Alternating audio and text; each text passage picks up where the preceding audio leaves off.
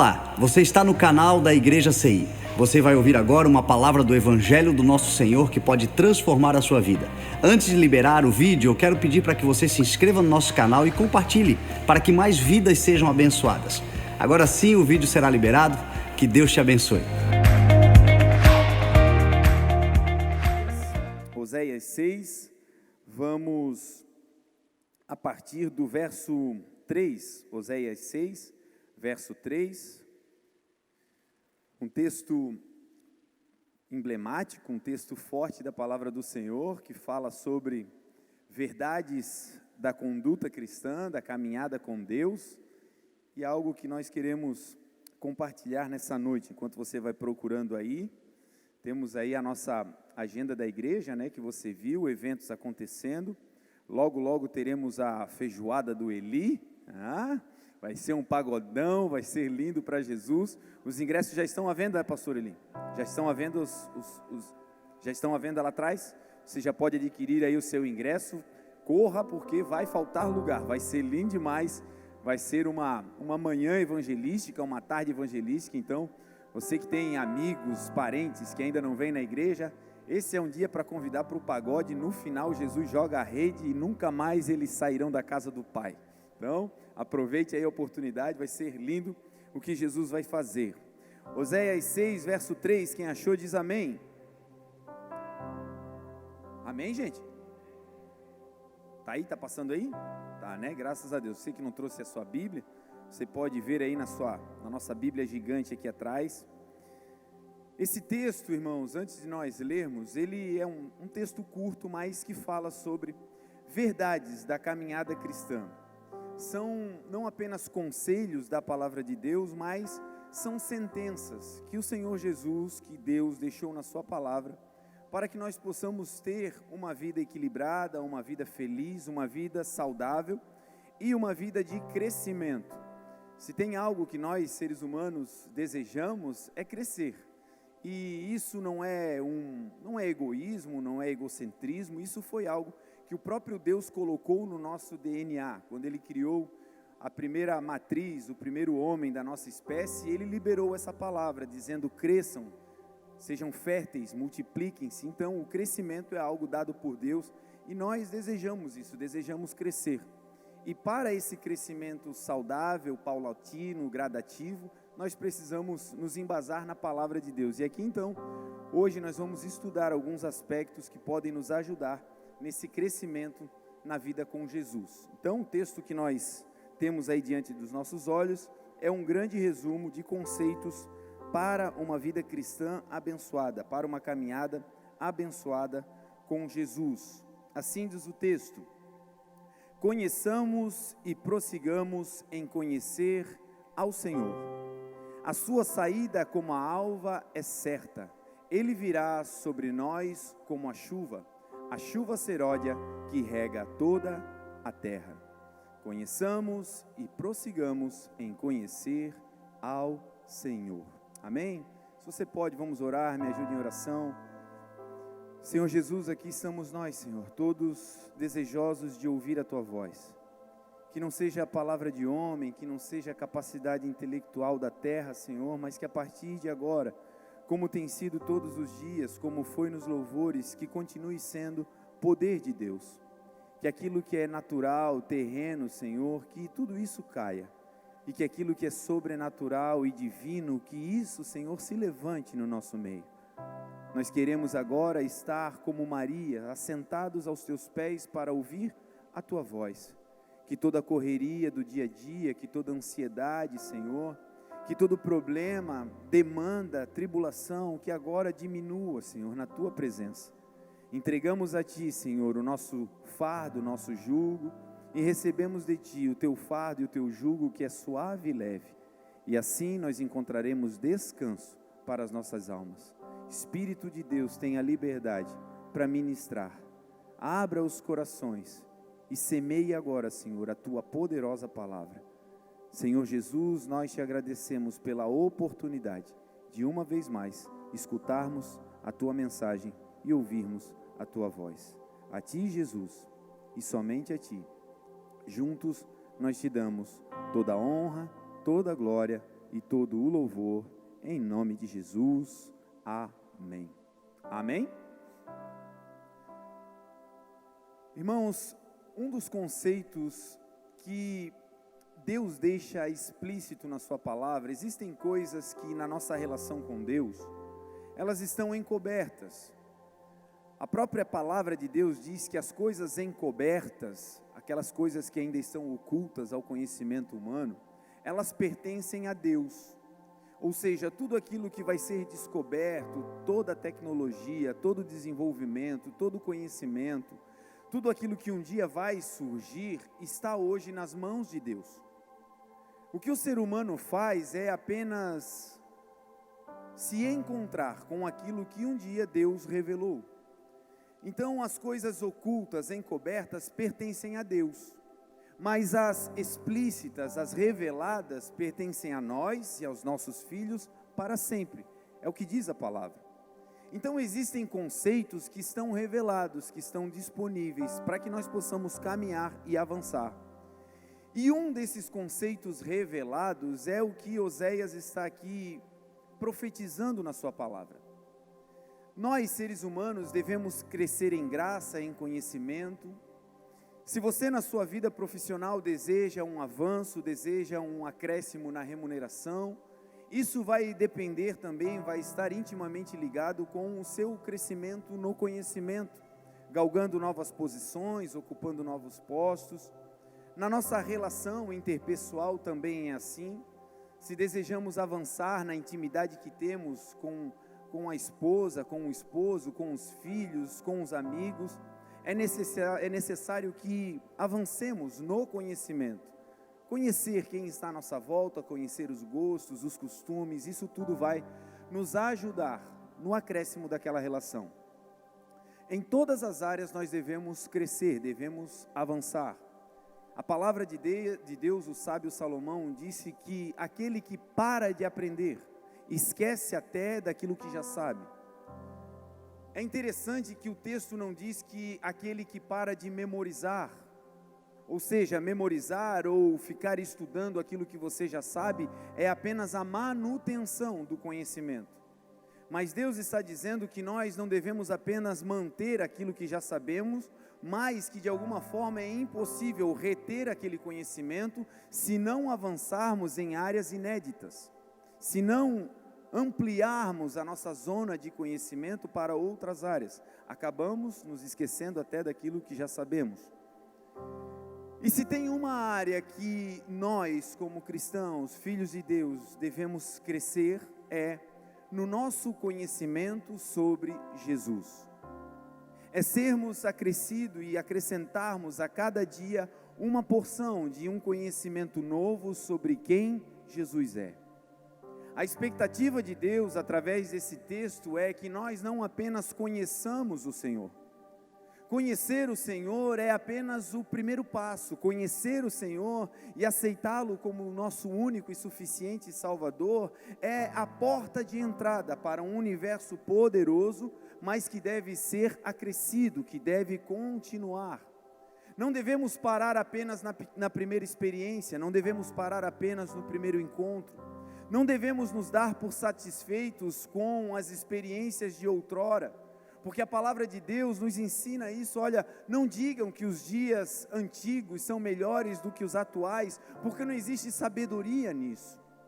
A palavra de Deus nos leva sempre nos instiga ao crescer.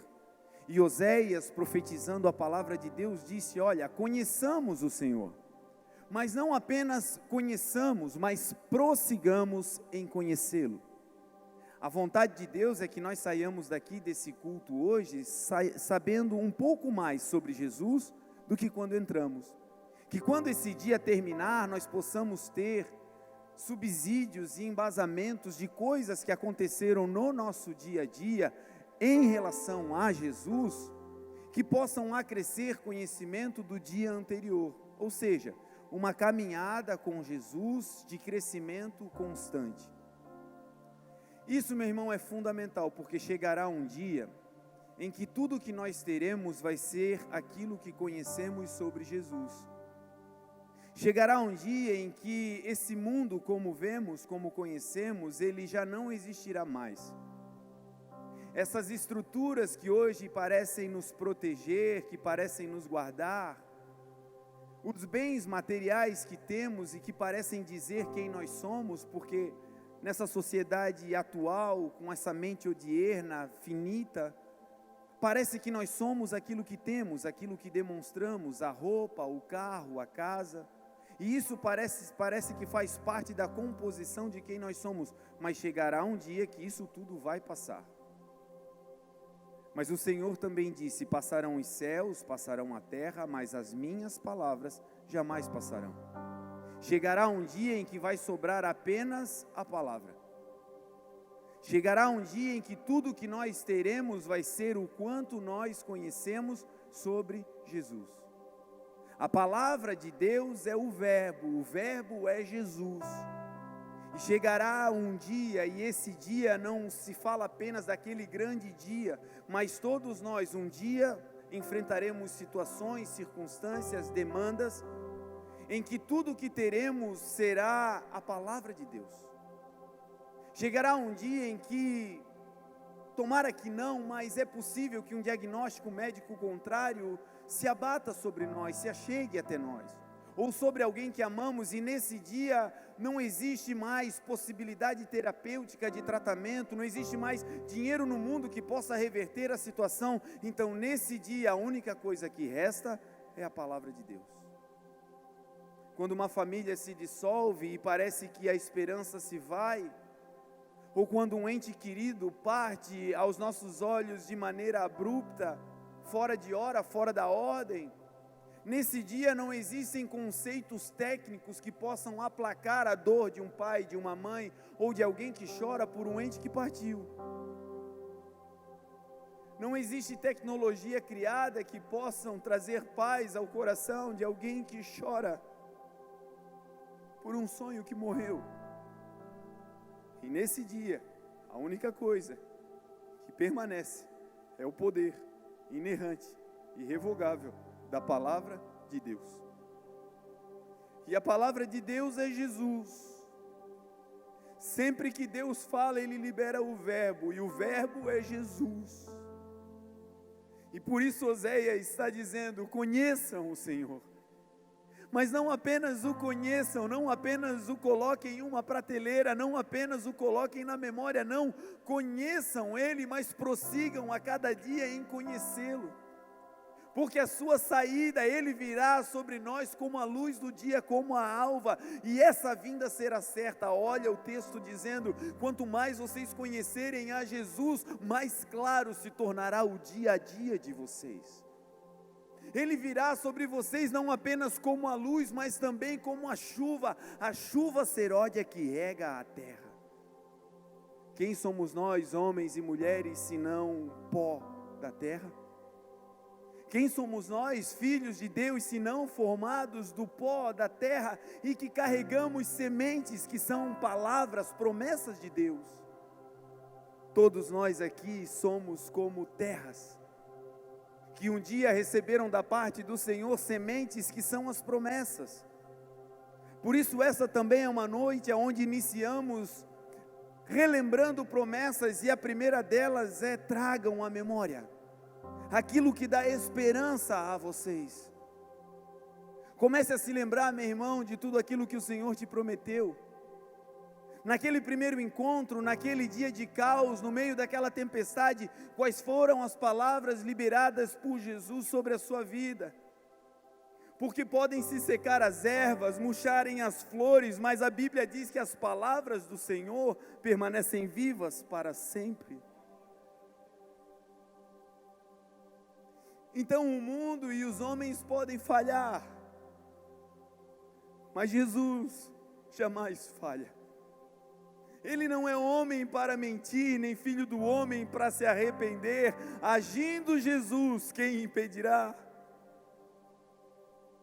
Então tragam à memória aquilo que dá esperança a vocês, mas não apenas se alimentem com aquilo que Ele fez. Você e eu podemos olhar para trás e ter muitos testemunhos, coisas lindas para dizer sobre o que Jesus já fez. E eu creio que se abrirmos um parênteses, um espaço aqui, cada um de nós vai poder levantar as suas mãos e dizer: olha, Deus já fez muito por mim.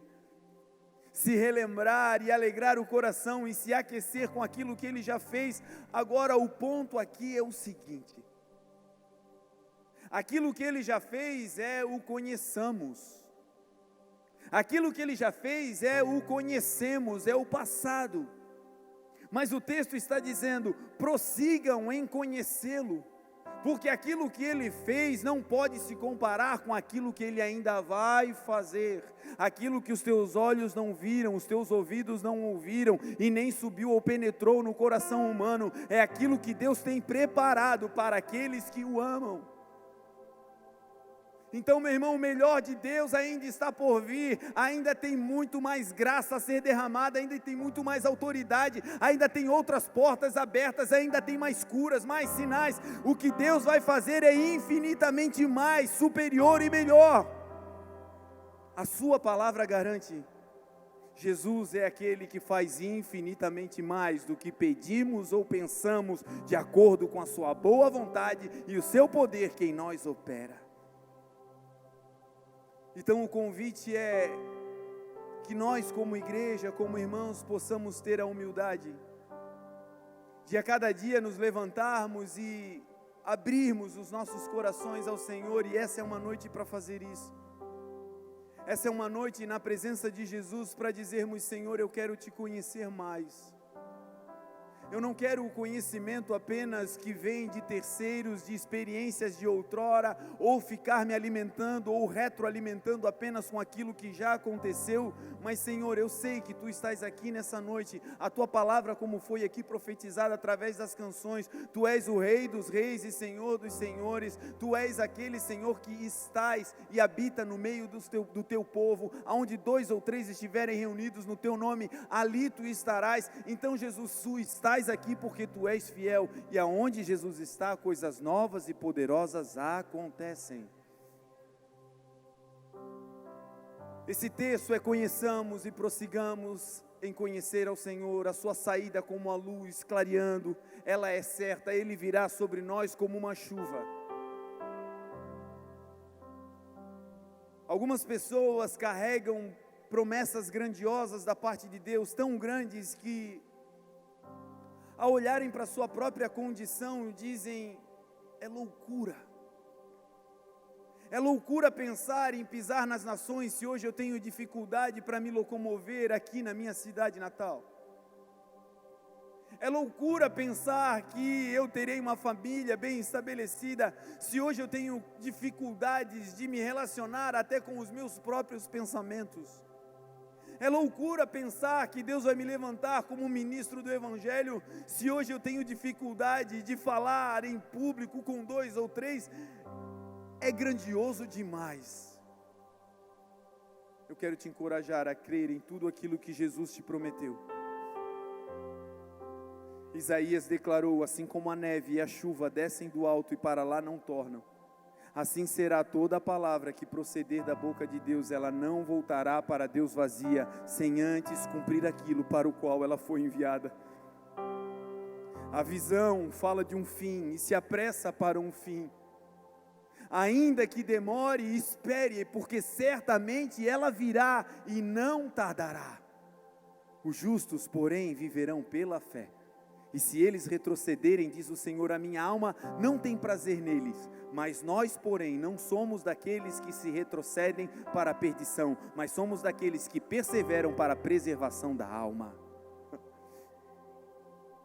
Então o Senhor está dizendo: creiam nas minhas palavras, creiam nas minhas promessas, mas sobretudo, cresçam no conhecimento de quem Jesus é. De Gênesis a Apocalipse, você vai ver um livro que aponta para Jesus. Um livro que conta a história do Filho de Deus. Um livro que vai dizer a obra, a vida, a ressurreição e hoje o reinado de Jesus, o Rei humilde. Vários aspectos nós temos na Bíblia sobre quem Jesus é. E hoje eu creio que o Senhor, combinando com essa palavra, que Ele virá sobre nós como a luz do dia, a luz da alva. O primeiro aspecto sobre o qual eu gostaria de compartilhar com você sobre quem Jesus é, e foi o aspecto que mudou a minha vida, que tem transformado a minha história, não porque a história é grande, mas porque é uma história de salvação, não porque é uma história de evidência, de visibilidade, mas porque é uma história de paz interna, uma história de alguém que não podia dormir e hoje deita e dorme porque o Senhor o sustenta. Não uma vida que tem muito para dar, mas uma vida de alguém que consegue viver com o que tem, em paz. E o que Jesus um dia me mostrou sobre quem Ele é, Jesus me disse: filho, eu sou luz. Está escrito na sua palavra. Jesus em João 1, João começa a relatar o Gênesis de Gênesis. João 1 começa a falar sobre o que existia antes de Deus dizer haja luz e começar a formar o mundo. E o texto de João é profético porque fala sobre a essência de Jesus. E João vai dizer: no princípio, antes que o mundo fosse formado, antes de tudo, no princípio Jesus era o Verbo. Jesus era a palavra, tudo foi feito por Jesus, e sem Jesus, sem a palavra, nada do que foi feito se fez. Em Jesus está a vida. Não existe vida fora de Jesus, existe sobrevida. Agora, vida e vida abundante, vida e vida plena é só com Jesus. Em Jesus nós temos vida. Talvez hoje você está num déficit financeiro, a balança comercial pendendo para o outro lado, a sua vida emocional talvez em frangalhos, a sua embarcação que representa a sua vida vivendo um vento contrário, você cansado de remar para tentar se manter nessa atividade, um caos. Mas eu quero te declarar, eu quero dizer sobre a sua vida, que você não é o que você tem, a sua vida está em Jesus, nele está a tua e a minha vida. E uma vez em Jesus ninguém toma, uma vez em Jesus ninguém te toca. É como diz a palavra: os anjos do Senhor se acampam ao redor daquele que os teme e os livra e os guarda. É como a palavra de Deus diz: como a andorinha no seu voo e o pássaro no seu vaguear, a maldição sem causa sobre os filhos de Deus jamais virá. Em Jesus está a vida. A minha e a sua vida não é a conta bancária, a minha e a sua vida não são os problemas, a minha e a sua vida não é o formato do nosso corpo, não, a minha e a sua vida estão em Jesus. Em Jesus está a vida, disse João, e a vida é a luz dos homens. Então em Jesus nós temos vida, e essa vida em Jesus é uma vida iluminada. Jesus é a luz. Foi o próprio João quem escreveu o que Jesus disse. Quando Jesus, lá em João 8, no verso 12, por aí ele vai dizer: enquanto eu estou no mundo, eu sou a luz do mundo. Aquele que me segue jamais andará em trevas, pelo contrário, terá a luz da vida. Olha a garantia de Jesus para mim e para você nessa noite. Ele se apresentando como a luz do mundo, Ele dizendo: olha, enquanto eu estou no mundo, o que significa que isso pode ser transitório, Ele pode estar ou não. Isso é uma verdade que se traduz na minha e na sua vida. Houve um tempo no meu e no seu mundo, onde Jesus não estava, e era trevas. Quantos de nós nos lembramos de um mundo particular, pessoal, sem Jesus? Uma vida de trevas, de escuridão, de choro. Mas uma vez que Jesus entrou, Ele se transformou na nossa vida e começou a iluminar o nosso mundo. Em Jesus está a vida, e a vida é a luz dos homens. Jesus disse: enquanto eu estou no mundo, eu sou a luz do mundo. Aqueles que me seguem não andarão mais em trevas, pelo contrário, vão carregar em si a luz da vida. Jesus, como luz, Ele tem poder para transformar a nossa história. Jesus, como luz, Ele tem poder para te fazer achar e encontrar soluções aonde parece que todas as portas estão fechadas. Jesus, como luz, pode te dar esperança aonde tudo diz o contrário. Um pouco mais adiante, ainda em João, a partir do capítulo 9 em diante, vai contar a história do dia em que Jesus entra em uma cidade. E quando ele entra nessa cidade, ele encontra um cego, que tinha como peculiaridade na sua vida uma cegueira de nascença. Não foi acometido por uma doença ou por um tipo de problema, um acidente, não. O texto revela que esse homem, desde que nasceu, desde que saiu do ventre, ele portava essa deficiência, essa dificuldade. Ele era cego de nascença, o que significa dizer alguém que jamais tinha experimentado ver a luz. Esse cego, ele tem muita similaridade, ele tem muitas partes de contato com a minha e a sua vida. Esse cego, apesar de ser alguém que jamais viu a luz, porque carregava essa doença desde que nasceu, ele tinha outras áreas da sua vida bem preservadas, bem desenvolvidas.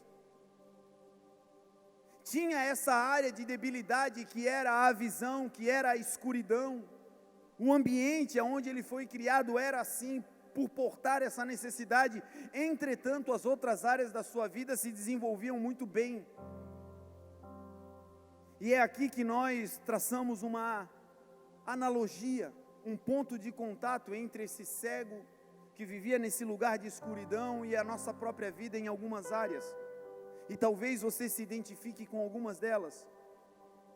A primeira é que, apesar de cego, esse homem, ele tinha a capacidade de se mover de maneira plena.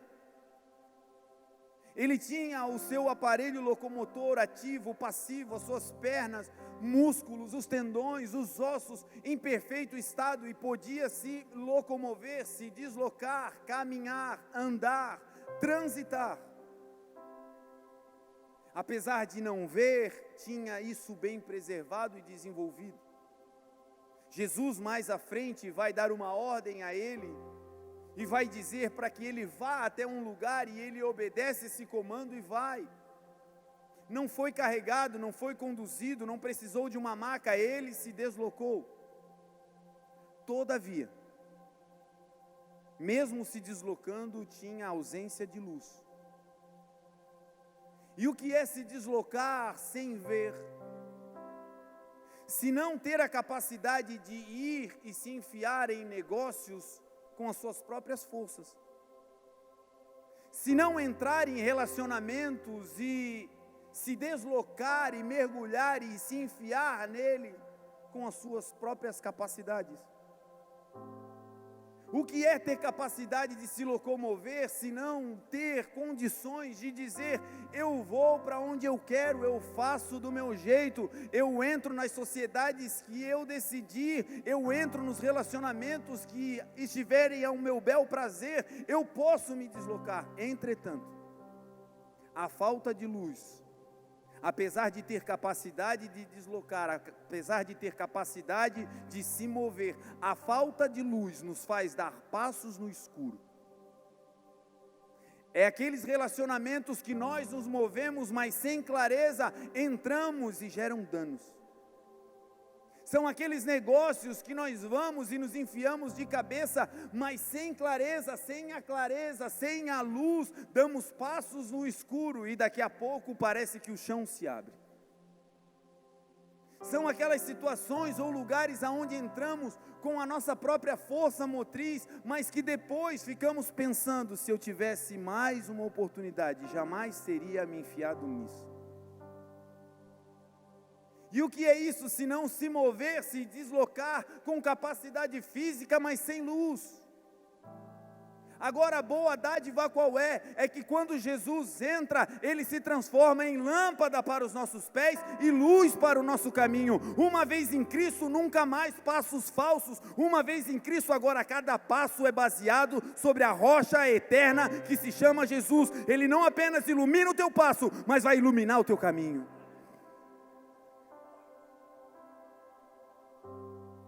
Isso não significa que não vamos mais nos equivocar, isso não significa que não vamos mais errar, mas uma vez na luz, quando tropeçamos, o homem, o tropeçar e o cair é do homem, mas em Jesus e na luz dele, o levantar é do Senhor. O homem por várias vezes cairá, mas em todas o Senhor o levantará e o colocará de pé. Esse é o efeito da luz, que quando você vai dar o passo, te ilumina. Ainda que no meio de uma tempestade você escuta aquela voz, o homem que vem caminhando sobre as águas e iluminando a tempestade, porque Jesus é luz, e com uma palavra dele diz, vem, e você sai da embarcação, e ainda que seja num mar de tribulações, num mar de tempestade, você pisa sobre a palavra dele, e não vai afundar, porque aquele que te prometeu é fiel para cumprir. Esse cego, ele não apenas tinha capacidade motriz para se deslocar, mas ele também tinha a sua fala, a sua capacidade de verbalizar, de se comunicar completamente preservada. E não apenas conseguia falar, mas ele era bem articulado, ele tinha uma personalidade forte, ele falava bem. Mais adiante, depois que o milagre, a cura aconteceu, as pessoas questionam a ele e ele vai dizer, olha, quem fez isso por mim foi Jesus. Ele vai declarar com a sua boca, aquele homem fez lodo com o barro, untou os meus olhos, me mandou lavar-me e eu fui, eu era cego, mas agora eu vejo. Ele relata tudo, ele tem condições de falar. E essa condição de falar já existia antes do milagre. Mas o que é alguém falante sem luz? Senão alguém que entrega os seus tesouros com a boca, sem saber para quem está se entregando? A Bíblia diz que a boca fala do que o coração está cheio. A Bíblia diz que aonde está o teu coração, ali está o teu tesouro. O tesouro do coração sai pela boca, são com as palavras que nós abrimos os nossos sonhos, são com as palavras que a gente declara a nossa intimidade, são com as palavras que a gente se associa, abrindo a nossa intimidade para pessoas, é com as palavras que a gente bendiz alguém ou também amaldiçoa, são com as palavras que procedem da boca. E agora esse homem cego tem capacidade de falar, mas não discerne com quem fala. Quantas vezes o coração dói, porque nos abrimos para pessoas que não tinham capacidade de guardar o que estava sendo dito. Quantas vezes o arrependimento bate por ter compartilhado uma ideia que foi usurpada por alguém que um dia você confiou.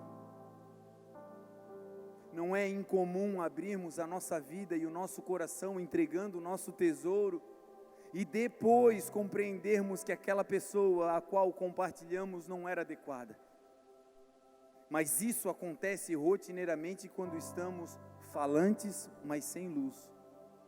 Agora, uma vez iluminados por Jesus, a nossa boca começa a ser uma boca profética.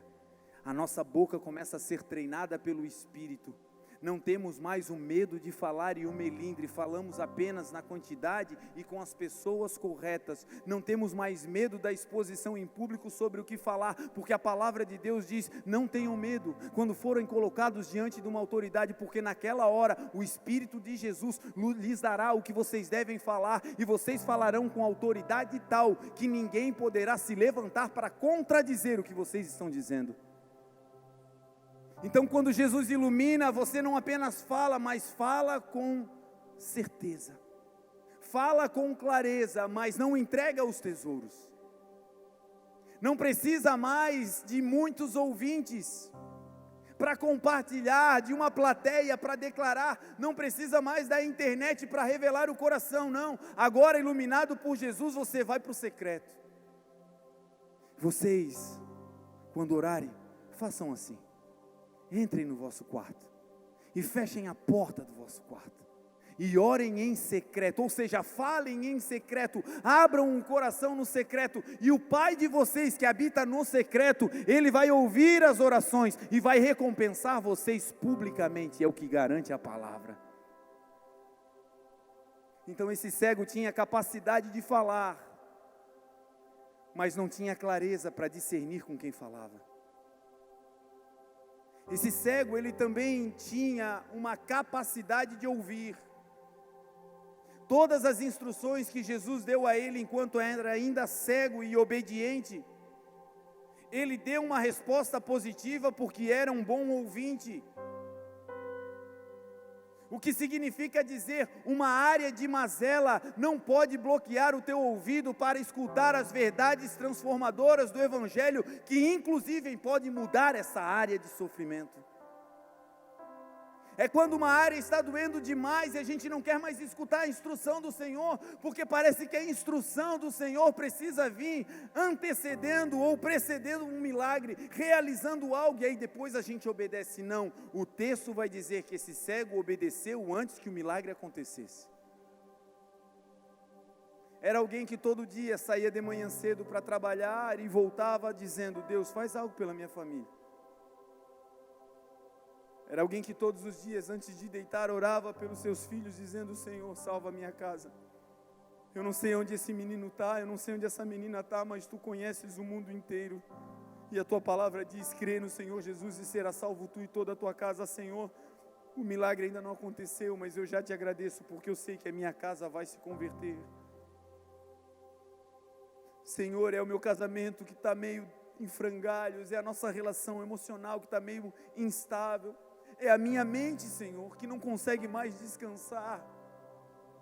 Alguns atacados por crises de pânico, com medo de ficarem sozinhos. Outros vivendo a dificuldade enorme da depressão, enfrentando todos os dias um gigante, dizendo: Senhor, eu estou cheio de medo, mas eu creio em Ti. Senhor, eu não estou vendo uma esperança física, eu não vejo nenhuma evidência de que isso vai passar, mas eu sigo cada dia crendo em Ti e obedecendo a Tua palavra. Um dia, esse choro que está durando uma noite vai passar, porque o choro dura uma noite, mas a alegria vem pela manhã. Vai chegar um dia que Deus vai virar essa chave, vai chegar um dia que o de repente virá, vai chegar um dia que o filho vai se converter, que o marido vai se converter, vai chegar um dia que a salvação virá, vai chegar um dia que a libertação virá. Um dia vai chegar, aquele que prometeu é fiel. Então esse cego tinha a capacidade de ouvir. Mas o que também é ouvir sem ter clareza? O que também é ouvir sem a presença de Jesus, que é a luz que ilumina o ambiente? Se não emprestar o ouvido para receber todo tipo de vozes. A palavra de Deus anuncia que a nossa geração, e a geração dos fins dos tempos, seria uma geração com dificuldade para ouvir, que teria comichões nos seus ouvidos e amontoaria para si profetas que falassem de acordo com a sua vontade. Já não estariam mais dispostos a ouvir a sã doutrina, as verdades do Evangelho que salvam, que transformam e que libertam o indivíduo, mas estariam dispostos a pagar, estariam dispostos a estar em ambientes para escutar mensagens triunfalistas dizendo: o homem é o centro. Mensagens dizendo: você pode, você consegue. E quando nós ouvimos a palavra de Deus que diz, Jesus dizendo: sem mim nada. Sem Jesus não somos. Sem Jesus não temos. Tudo que temos e tudo que somos é só por causa de Jesus. Porque dele, por ele e para ele são todas as coisas. O mundo diz: você precisa ser visto para ser lembrado. E a palavra de Deus diz: Aquele que habita no esconderijo, aquele que se esconde atrás do Altíssimo, na sombra do Onipotente, descansará. Eles dirão do Senhor: Ele é o meu Deus, o meu refúgio, a minha fortaleza, e em Jesus eu confiarei. Porque Ele te livrará do laço do passarinheiro, da peste perniciosa, Ele te cobrirá com as suas penas, e debaixo das asas do Senhor nós estaremos sempre seguros. Então existe uma semelhança entre esse cego e o nosso comportamento sem Jesus. Essa última parte, a parte do ouvir, essa parte de emprestar os ouvidos para escutar todo tipo de vozes, é extremamente danoso, é extremamente perigoso. Foi Paulo quem alertou a igreja de Coríntios, dizendo lá em 1 Coríntios, a partir do 10, ele vai dizer: no mundo há diversos tipos de vozes. Em outras traduções vai dizer: no mundo existem muitas vozes, e nenhuma delas é sem um sentido. Todo tipo de vozes que ouvimos, que escutamos, por trás carrega um sentido. E existem pessoas que infelizmente estão com os ouvidos abertos, mas sem a luz de Jesus, ouvindo todo tipo de voz contrária. Vozes que dizem: vai ser como o pai, vai ser como a mãe, não vai dar em nada. Quem sabe até hoje esse foi o seu maior gigante, lutar contra as palavras maldizentes que você ouviu ao longo da vida. Palavras que tentam te linkar com derrotas do passado. Já deu errado uma vez, vai dar errado de novo. Ele é assim, ela é assim, nunca consegue. Quando a gente espera, logo cai de novo. Palavras maldizentes. Mas essas palavras maldizentes não podem superar a palavra de Deus sobre a tua vida. E a palavra de Deus diz que eu e você somos uma bênção, que eu e você somos abençoados, que eu e você somos filhos de Deus, que eu e você somos amados do Senhor. Então que essa seja a noite do Senhor te iluminar, de dentro para fora, mudar a escrita, que até hoje parecia de derrota, mas hoje será de dupla honra para a glória de Deus.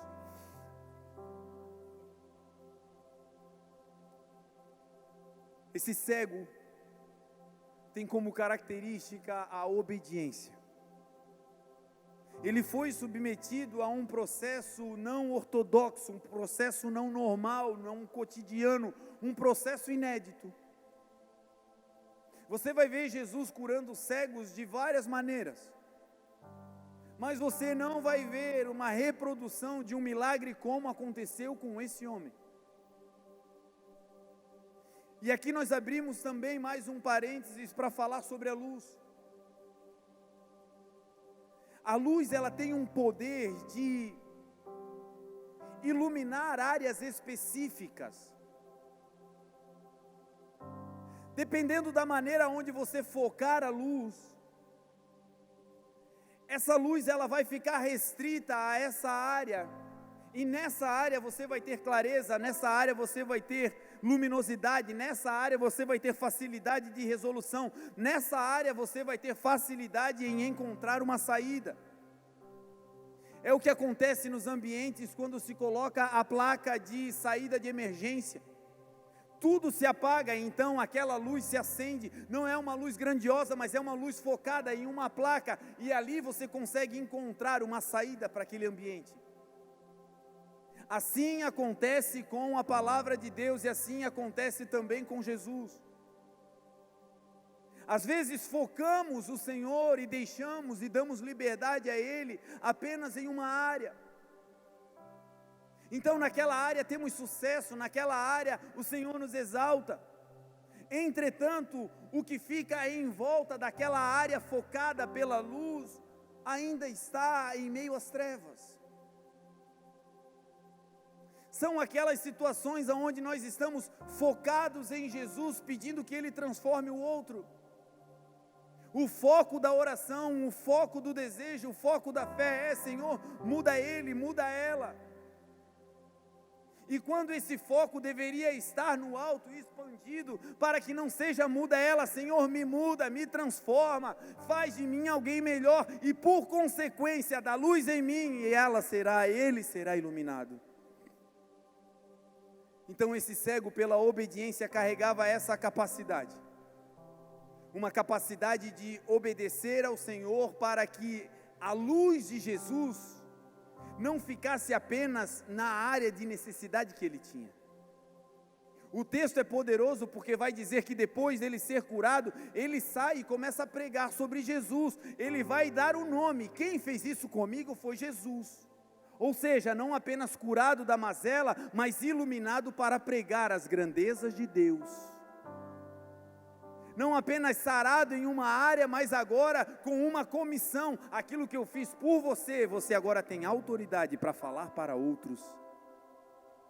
Esse cego recebe de Jesus uma palavra, uma instrução, mas antes disso é submetido a um tratamento que ninguém antes tinha passado. Jesus vai fazer com ele algo inédito, algo novo. E se tem algo que a nós, seres humanos, causa estranheza, é quando Jesus começa a fazer conosco algo que ainda não fez à nossa volta. É quando Jesus começa a mover no teu coração um chamado que ninguém na sua casa já teve. É quando ele começa a arder no teu coração um comportamento diferente de tudo que você já viu.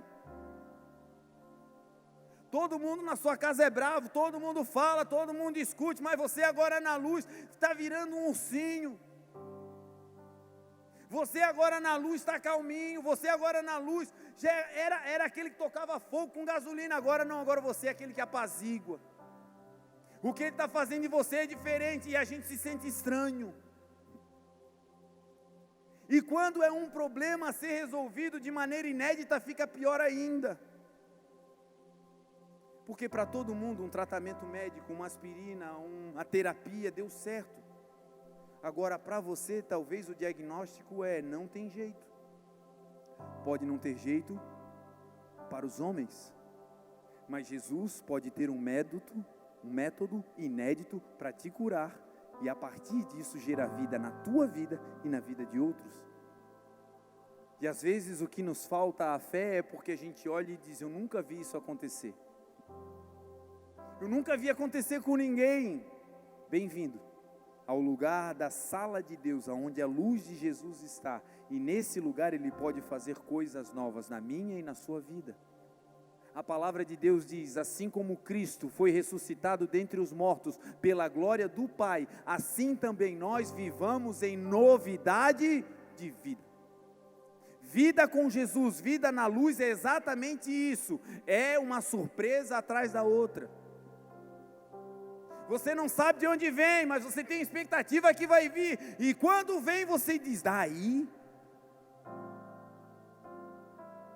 Foi assim com Jesus, aquele que é a luz do mundo. Pode alguma coisa boa vir de Nazaré? Não era comum o profeta vir de lá. Não era comum coisas extraordinárias acontecerem com gente simples. E esse é Jesus, que vem chamando aqueles que não são para confundir os que são, que vem trazendo coisas novas e métodos novos para confundir os métodos tradicionais. Mas não importa se é velho, atual ou inovador, se vem de Jesus é bom. Toda boa dádiva, todo dom perfeito desce do alto, vindo dos Pais das luzes, aonde não há mudança e nem sombra de variação. Quando Deus quer fazer, Ele faz do jeito dEle, no tempo dEle e na hora dEle. Louvado seja Deus. E por fim, esse Jesus que é luz,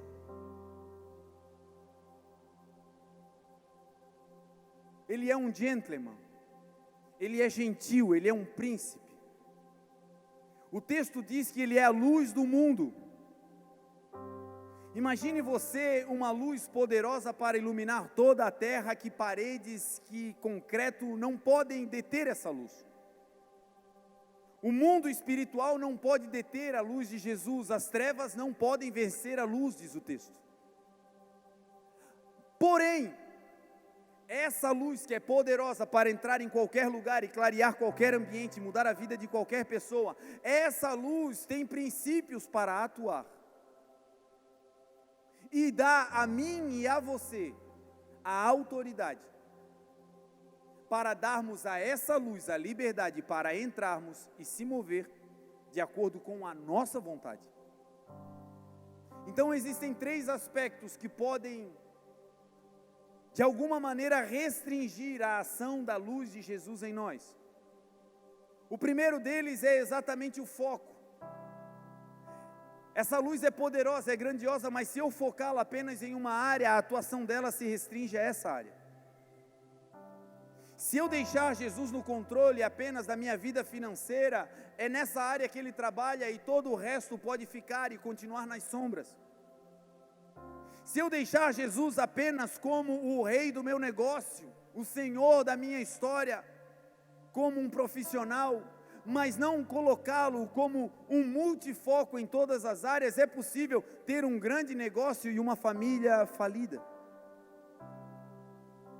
É possível se despontar, voar, despegar, como hablariam os uruguaios, em uma área, e em outra área viver um caos. Por conta de ter Jesus como luz, mas apenas focado em uma área. E o que Jesus quer é ser luz do nosso mundo plenamente. Que essa seja a noite de colocar todas as áreas à luz de Jesus e dizer: Senhor, aqui está a minha vida na plenitude. Aqui, Senhor, está tudo que eu tenho, tudo que eu sou. Eu entrego hoje diante de Ti no Teu altar. Senhor, ilumina todas as áreas, ainda que sejam coisas que eu não desejasse ver. Senhor, ilumina, porque eu sei que a Tua luz não apenas ilumina, mas sara para a glória de Deus. Segundo aspecto que pode restringir a ação da luz tem a ver com a altura em que eu posiciono essa luz. Jesus, certa vez, andando com seus discípulos, fazendo uma navegação, atravessando o mar da Galileia, os historiadores vão dizer que essa navegação foi feita em um período noturno, em um período de poucas luzes naturais. Não se sabe se de manhã, ou se ao amanhecer, ou se no final do dia, mas era um momento escuro, era um momento de pouca visibilidade natural. E Jesus, atravessando o lago junto com seus discípulos, ele olha uma cidade que estava nos montes ao redor do lago, e ali aquela cidade estavam com as luzes acesas. E Jesus então vai dizer: não se pode, olhando para a cidade, não se pode esconder uma cidade que foi construída e assentada sobre os montes, ou seja, sobre um lugar de visibilidade. Não se pode esconder uma cidade edificada sobre os montes. Nem se acende uma luz, uma lâmpada, e se coloca em um lugar baixo, e se coloca em um lugar raso, em um lugar mediano, mas antes se coloca essa luz num lugar alto, para que todos que entrem na casa vejam a luz, sejam iluminados pela luz. Portanto, resplandeça a vossa luz diante dos homens, para que eles vejam as vossas boas obras e glorifiquem ao Pai que está nos céus. Olha Jesus dizendo: quando eu entrar na vida de vocês, não me coloquem em um lugar raso, mas me elevem, me coloquem como prioridade, me coloquem em um lugar acima de todas as coisas, porque aí a minha luz vai resplandecer em vocês, vocês vão praticar boas obras, e os homens verão essa luz em vocês, e vão glorificar ao Pai que está nos céus. Colocar Jesus num lugar alto significa dar a Ele a primazia, significa dar a Ele a prioridade, significa dizer: Jesus, Tu és o primeiro. Foi isso que o salmista no Salmo 113 entendeu e declarou. Ele disse: louvem, ó servos do Senhor, louvem o nome do Senhor, louvado e exaltado seja o nome do Senhor, desde agora e para sempre, do nascente ao poente, louvado seja o nome do Senhor. O Senhor está exaltado sobre todas as nações, e acima dos céus está a sua glória. Quem é como o Senhor Jesus, o nosso Deus, que reina no seu trono nas alturas, mas se inclina para contemplar o que acontece hoje nos céus, na terra, em Itajaí, no CI, dentro da sua vida, dentro da tua casa e agora no teu coração. Esse Jesus alto, que está sobre todas as nações, que os céus dos céus não podem conter a sua glória, esse Jesus ilumina tanto que ele não apenas se inclina. O se inclinar no original significa Jesus desce. Desce do trono, desce da glória. E uma vez mais, se achega até nós. Como fez lá atrás há 2000 anos, o Verbo se fez carne e habitou entre nós. E nós vimos a sua glória, como a glória do unigênito do Pai, cheio de graça e cheio de verdade. Por fim, o que pode atrapalhar, o que pode restringir a iluminação de Jesus na nossa vida, são as obstruções. É como se Jesus fosse essa luz e tudo que eu colocar entre mim e a luz vai gerar áreas de sombra. O que significa dizer que Ele é poderoso para te iluminar, para mudar a nossa história. Entretanto, espera que nós tenhamos uma relação direta com Ele, ao ponto de não colocarmos nada entre Jesus, que é a luz,